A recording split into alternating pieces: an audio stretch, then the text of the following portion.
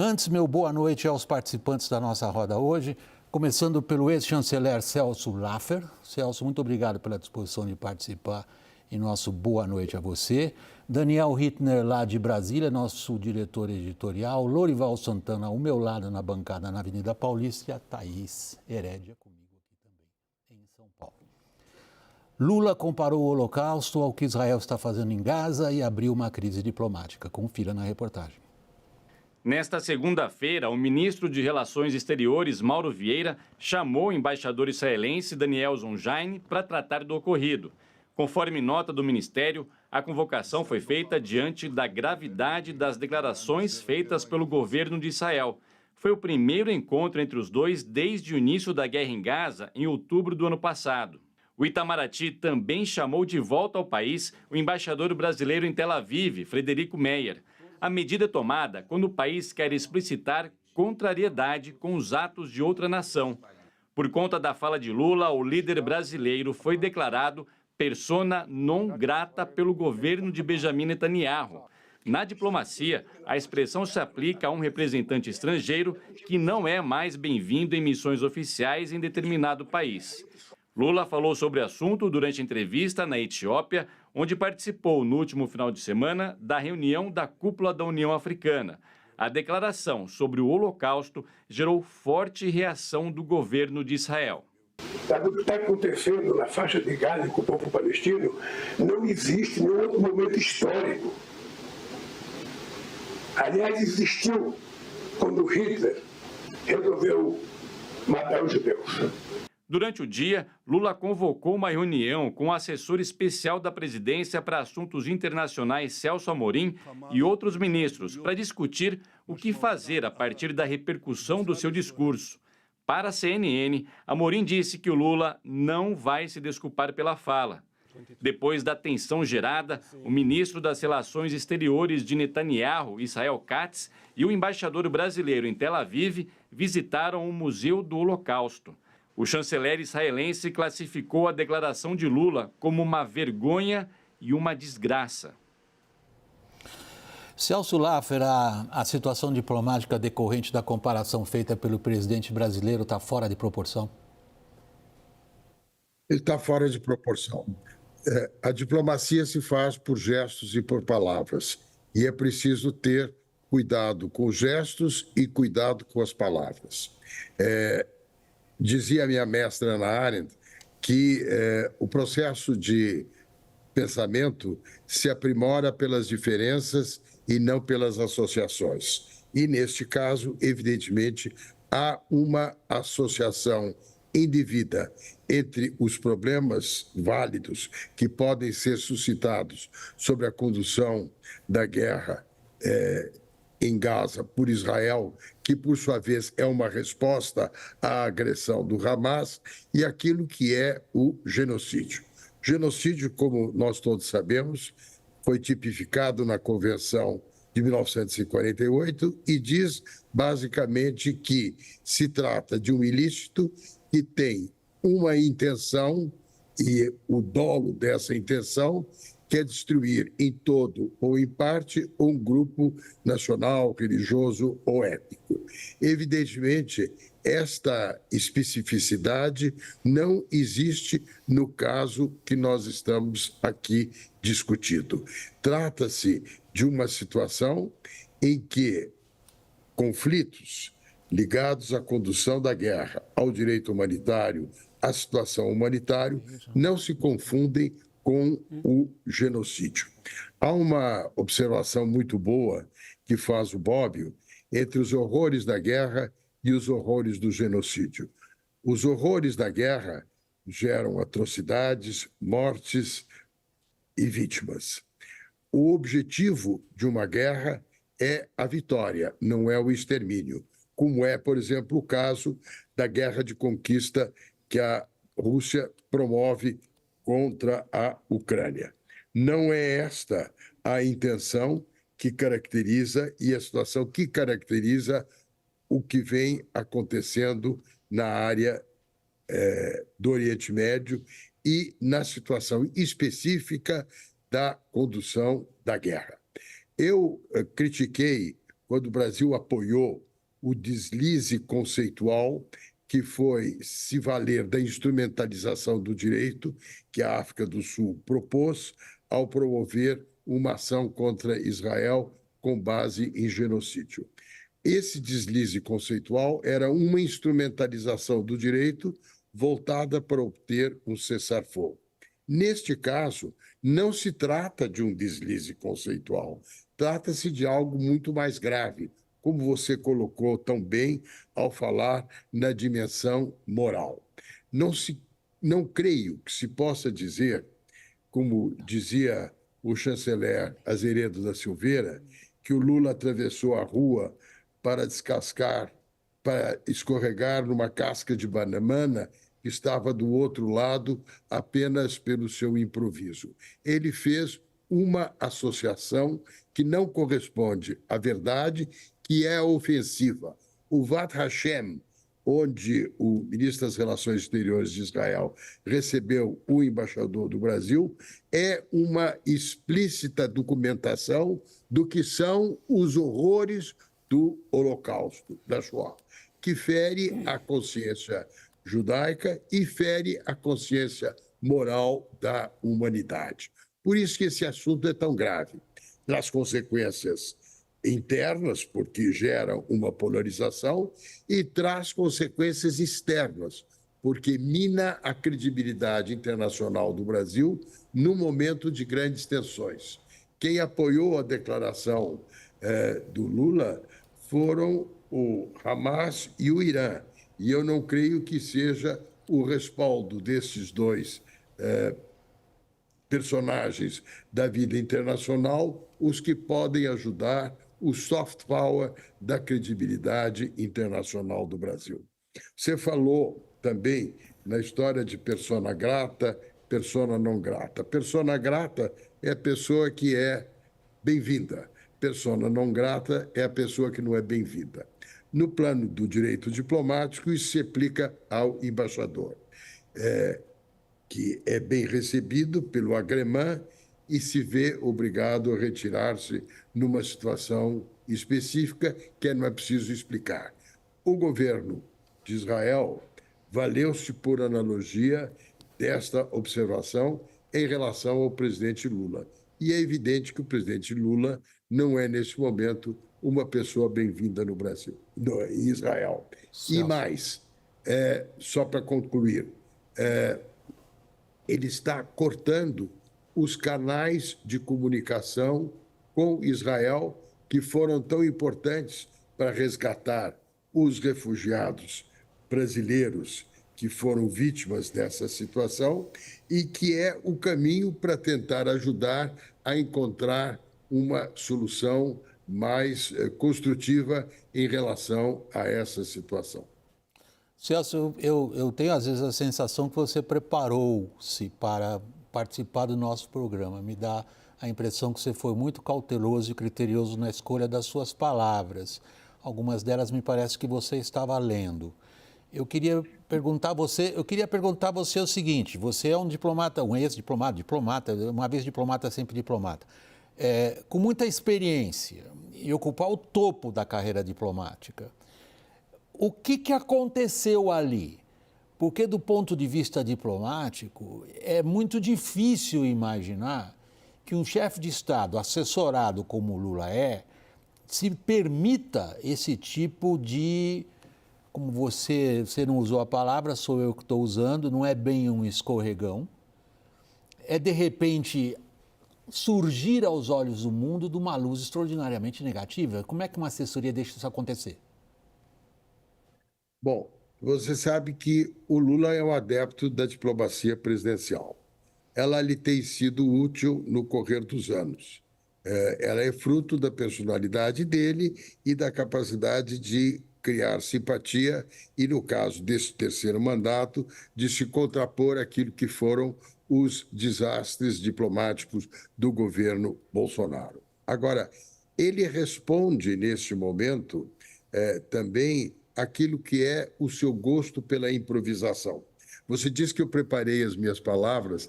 Eu não cheguei a preparar as minhas palavras, mas eu pensei as minhas palavras, porque como quem exerceu a função diplomática, eu tenho cuidado com as palavras e sempre tive cuidado com as palavras. Por isso que ele se beneficiaria de recorrer aos textos devidamente preparados e pensados diante de uma situação mais complexa. Não é o que ele tem feito, e esse não é o primeiro deslize que ele está fazendo. Você veja, nesta entrevista, ele teve uma extrema cautela em relação à avaliação do que aconteceu com o Navalny e de poupar qualquer observação em relação ao Putin, numa situação que contrasta com o desabrido da sua manifestação.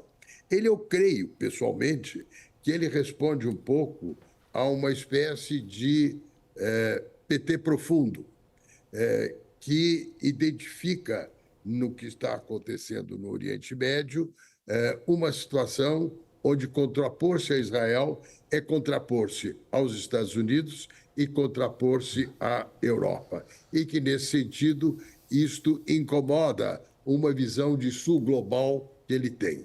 Ora, o que é este sul global? Sul global, primeiro, não é geográfico. Segundo, ele hoje opera no meio de grandes tensões internacionais, inclusive o conflito por hegemonia entre os Estados Unidos e a China. Se o Brasil aspira, e o presidente Lula aspira, e os seus colaboradores também, desempenhar um papel construtivo na ordem mundial, ele deve focar onde ele pode atuar construtivamente. Meio ambiente é o caso óbvio, e deve escolher o local melhor para isto, que é, por exemplo, a reunião do G20, onde há espaço para discutir todos esses temas. Um recorte como ele fez é um recorte equivocado e, nesse sentido, é altamente inadequado do ponto de vista dos interesses do Brasil e dos objetivos próprios da diplomacia do governo Lula. Lorival? Bom, acho que, além de tudo isso que foi dito, também não ajuda os palestinos. Por quê? Porque quando uma atrocidade, um crime é comparado ao Holocausto, ele diminui de tamanho, não é verdade? Quer dizer, qualquer coisa comparada ao Holocausto se torna menos criminoso, menos atroz. Então, essa hipérbole, né, esse exagero, essa lente de aumento, ela não ajuda na crítica à campanha que Israel está fazendo na faixa de Gaza. E o presidente Lula, há 2 dias, quando ele falou na Liga Árabe, ele leu um discurso preparado pelo Itamaraty e ele chamou a campanha israelense de desproporcional e indiscriminada. E esses adjetivos são aplicáveis a essa campanha, né? Porque se o objetivo é decapitar o Hamas, desmantelar o Hamas, e o Hamas está subterrâneo e usando a população israelense, a população palestina como escudo humano, e tudo isso é deplorável, cabe então a Israel, às forças de defesa israelenses, elaborar um plano eficaz para decapitar o Hamas, para destruir a sua capacidade de combate e libertar os reféns israelenses, coisas que ele não está conseguindo fazer.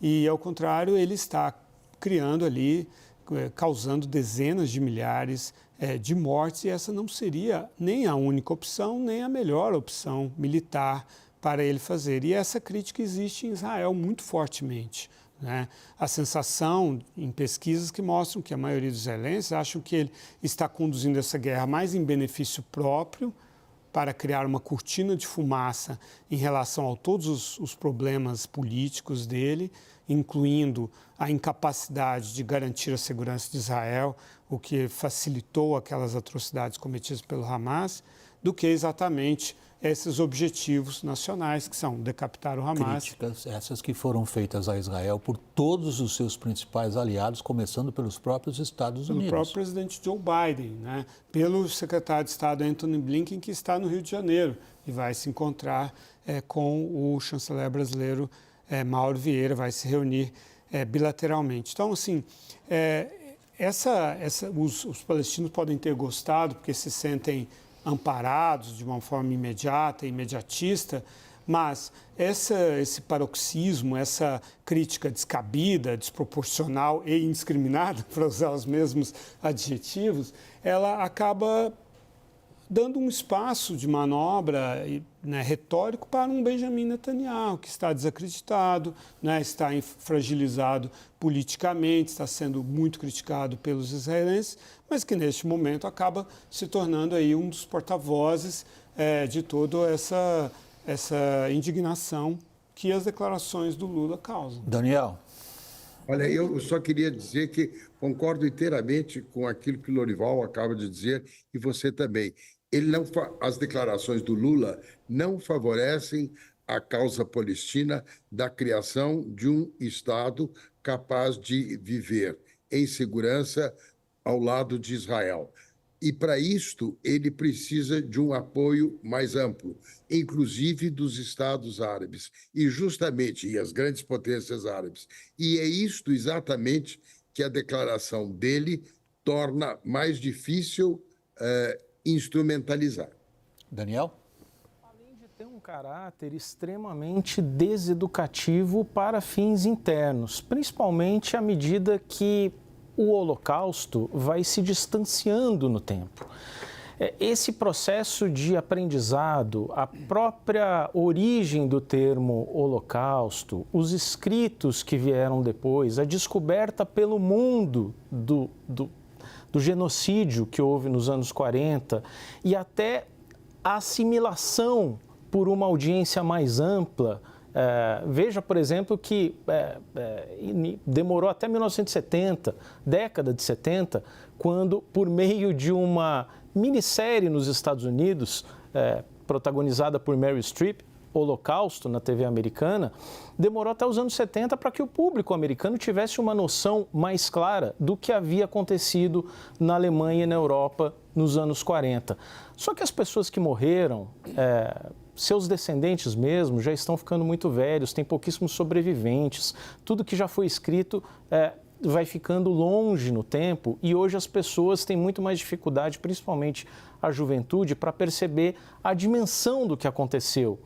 E a gente passou alguns anos no passado recente em que assustaram demais algumas comparações completamente desproporcionais, por exemplo, de medidas sanitárias decorrentes da pandemia de Covid-19 com campos de concentração. A gente chegou a ter um secretário especial de cultura emulando Goebbels na televisão com um discurso notadamente nazista. E a gente passou a vincular isso talvez com uma direita. Causa espanto que também a esquerda adote os mesmos tons de antissemitismo que estavam presentes no discurso da direita e que dificultem a compreensão, pela juventude principalmente, do que aconteceu. À medida que vai passando o tempo, tudo isso passa a ser mais normal. Há tempo de... veja, por exemplo, que isso é um estudo que saiu pela revista The Economist. 1/4 dos americanos com menos de 25 anos acham que o Holocausto não provocou tantas mortes como provocou. É difícil explicar isso hoje e o que você tem é uma naturalização do discurso do Holocausto devido à sua instrumentalização. Esse processo deseducativo é extremamente grave. Celso, eu queria...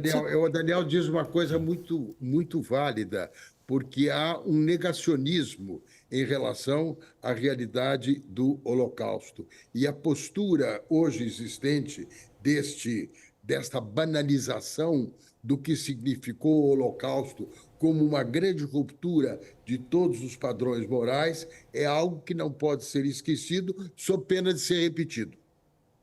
Celso, eu queria que você entrasse nesse ponto, porque você tem participado do debate público e uma das mais recentes participações suas foi um artigo nessa última edição de domingo no jornal Estado de São Paulo, no qual você conceitualmente trabalha a questão do antisionismo e a do antissemitismo, colocando o antisionismo como um mal disfarçado antissemitismo. Você entra no debate conceitual, em grande medida pela sua extensa e profunda carreira acadêmica, Mas você vai a um ponto central da discussão hoje, que as pessoas dizem, porque eu critico o Estado de Israel, eu não posso ser considerado um antissemita, que me parece que elas têm razão. Mas você coloca o argumento em outro plano. Você diz o seguinte, quem é declaradamente um antisionista está negando o direito do Estado de Israel de existir, portanto é um antissemita? Esse é o meu ponto. A crítica a Israel é uma crítica válida, como é válida a crítica aos Estados Unidos, à Venezuela, ao Irã e assim por diante. Mas, como eu digo nesse artigo, nenhuma dessas críticas coloca em questão a existência desses Estados enquanto Estados. Existe hoje, também nesta linha daquilo que aparece como uma parte da esquerda, que é o de denegar o direito à existência do Estado de Israel. E, nesse sentido, eu vejo nessa denegação da existência do direito do Estado de Israel, que se assume como uma crítica ao sionismo, como uma modalidade contemporânea de antissemitismo. Antissemitismo, para usar a terminologia do verbete do Bobbio, é o ódio, a hostilidade aos judeus. Assume várias formas. Hoje está assumindo também esta forma de antisionismo. E o sionismo, que é uma expressão do movimento das nacionalidades, é algo que não cabe em relação à crítica ao direito à existência do Estado de Israel. Reconhecer um Estado significa dar-lhe a dimensão de validade e de legitimidade, que é o que Israel tem desde que foi reconhecido pela comunidade das nações e aceito como membro da ONU. Esse é o meu ponto e é o que eu procurei explicitar no meu artigo. Porque o que eu digo, e volto a dizer, valendo-me aí também novamente da Hannah Arendt, o que o antissemitismo moderno, como instrumento de poder, objetiva é transformar os judeus em inimigos objetivos da comunidade internacional e fazer de Israel um Estado pária. E é isto que me parece uma manifestação inequívoca de antissemitismo.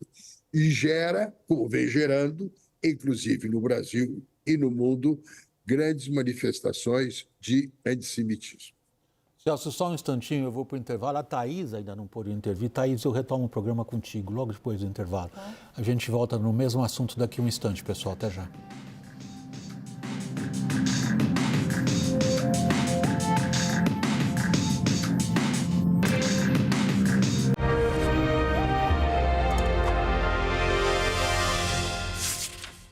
É o WW voltando no intervalo e entregando o programa para a Thaís Herédia. Bota a culpa em mim. Até agora, você está estreando nessa edição de hoje do WW. Só agora, Thaís. Mil perdões. Mil perdões, por favor. Não tem nada Thaís. que perdoar. Nós temos a presença do chanceler aqui e estou ouvindo com muita atenção. Eu quero adicionar só alguns pontos aqui. O Daniel falou da surpresa com o fato da esquerda brasileira, né, entrar nesse mesmo debate que foi tão identificado com a direita, especialmente a direita mais radical. E eu quero lembrar de um episódio lá de 2014, quando a presidente Dilma fez uma reclamação, enfim, fez uma afirmação criticando a atuação de Israel em Gaza e o porta-voz do governo israelense chamou o Brasil de anão diplomático. Vocês vão se lembrar disso. Sim, isso conhecido. Demandou uma resposta do presidente e tal. Agora, mais recentemente, além da gente ter o Lula, desde o início do conflito, dando declarações ali preocupantes, não tão graves como a de hoje, mas preocupantes da mesma forma, além dele, que é o expoente do PT, nós tivemos o José Genuíno, que é um quadro clássico do Partido dos Trabalhadores, pregando um boicote a empresas judaicas no Brasil. Quer dizer, o que quer dizer isso? Como é que você identifica uma empresa que tem um judeu como... Então, essa alimentação... Os nazistas pintavam a estrela de Davi na porta dos estabelecimentos. Né? Então, assim, a presidente do PT fazendo a mesma coisa, enfim, chancelando chancelando, né, todo esse debate. Então, hoje a Basília Rodrigues, nossa analista aqui, trouxe dados da explosão de casos de ataques contra judeus. Então, conversei com várias lideranças judaicas hoje, especialmente do mundo do empresariado, que estão pedindo o encontro com o presidente Lula desde o início do conflito e até hoje não foram recebidos. Lula aparece publicamente o tempo todo com representantes dos palestinos. Então, há claramente uma escolha de lados. E aí eu aproveito para jogar a pergunta aqui para a roda, para o chanceler, para o Lorival, enfim.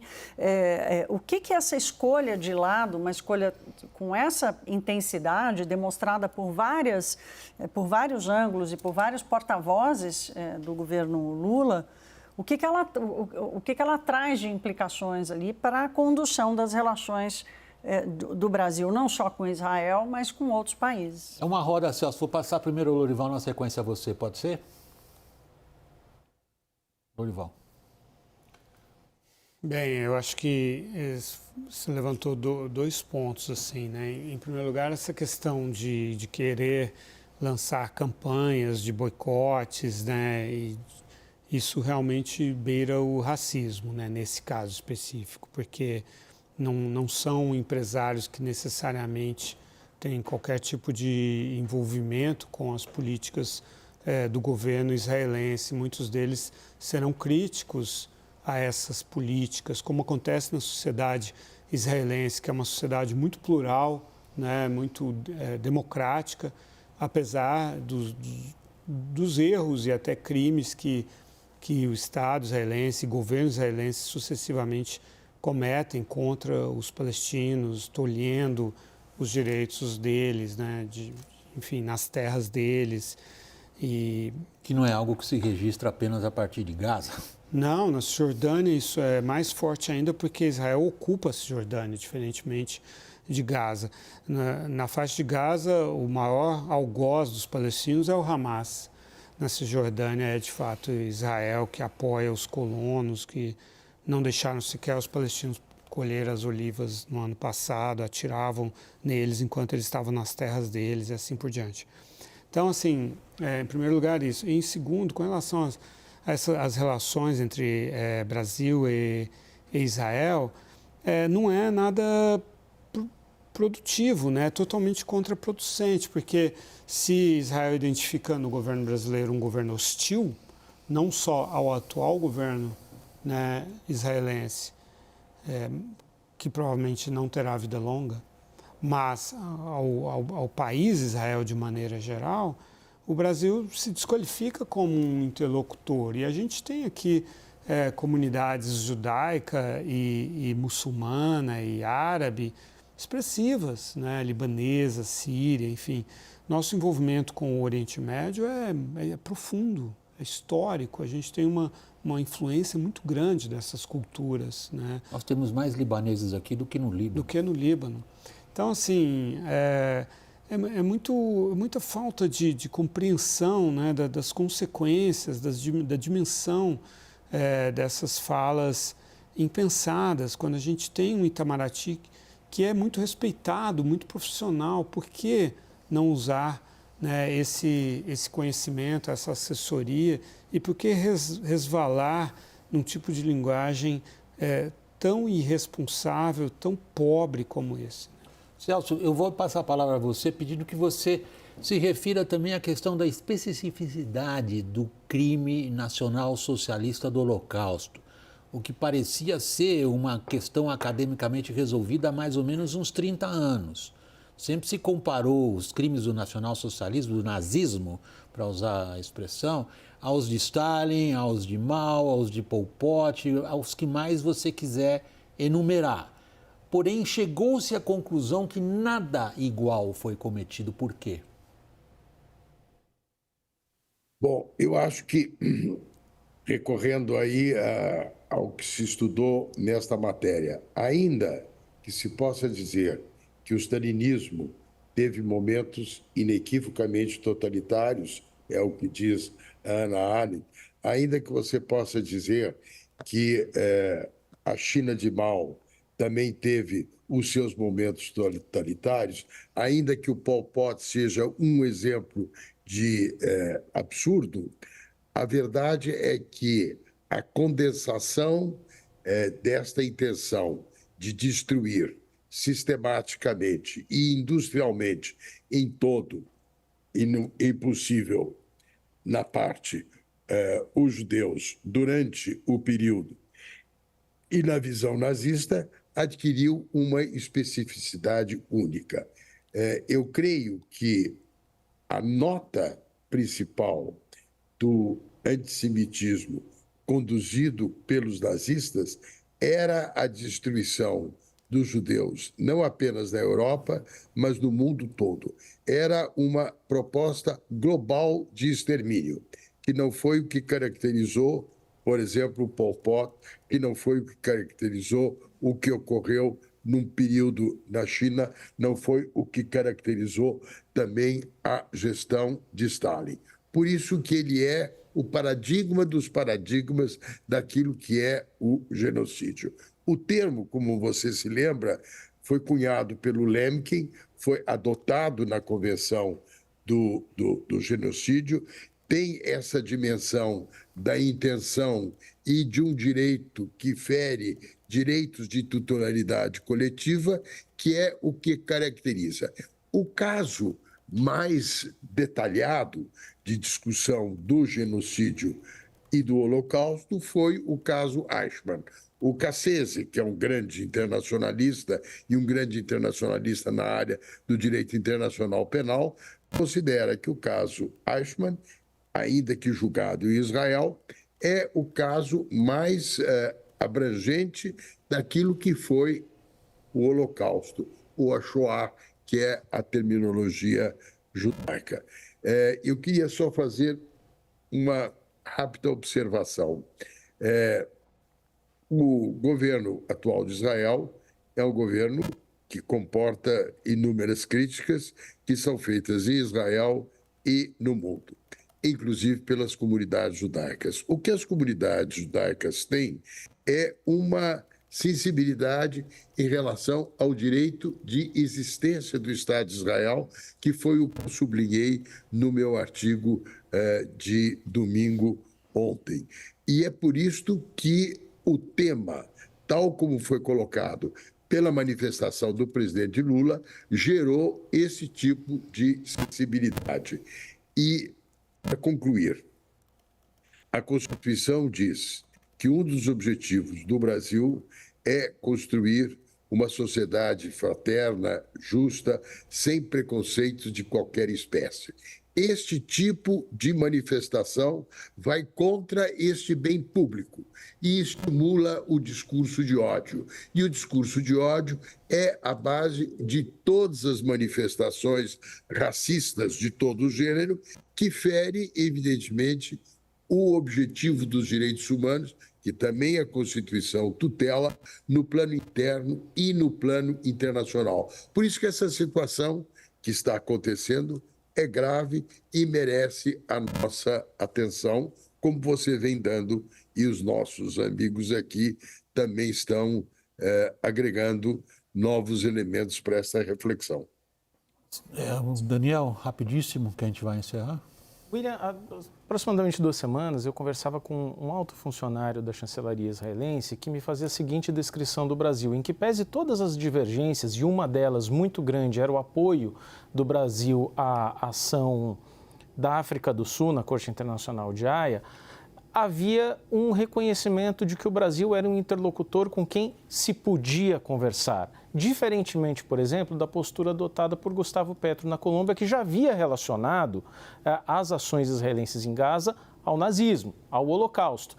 E me disse esse diplomata israelense o seguinte: o Brasil não cruzou a linha, porque o Brasil pode estar condenando a política do governo israelense, mas não está adotando uma postura antissemita.